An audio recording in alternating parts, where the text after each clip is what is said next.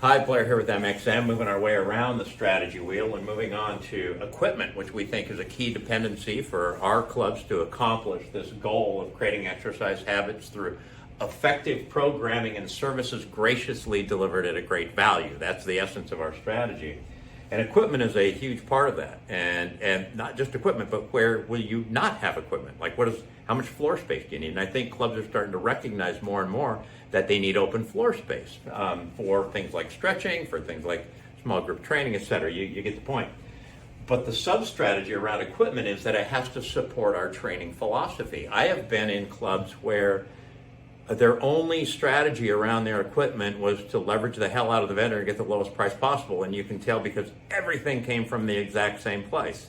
And what we say is we have an exercise philosophy, we have a training philosophy that we want to execute against, and therefore the equipment, how the physical plant is set up and how the equipment is set up should reflect that philosophy, and also our repair objectives. So you'll see later over here when we talk about facilities management, you're going to see how we think about equipment repair, preventative maintenance, and preventative cleaning. Well, we have certain objectives like never have an out of order sign, right? So the equipment has to support our repair objectives and our habit creation mission. And by that, so the habit creation mission, like what are the things that get people to use them over and over again? So that all feeds in to the sub-strategy around equipment.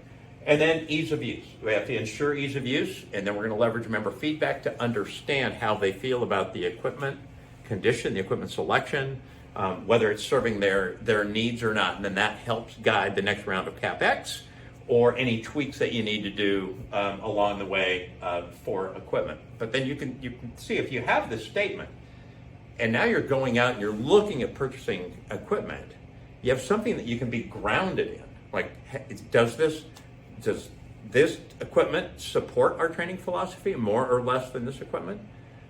Does this mix support our training philosophy?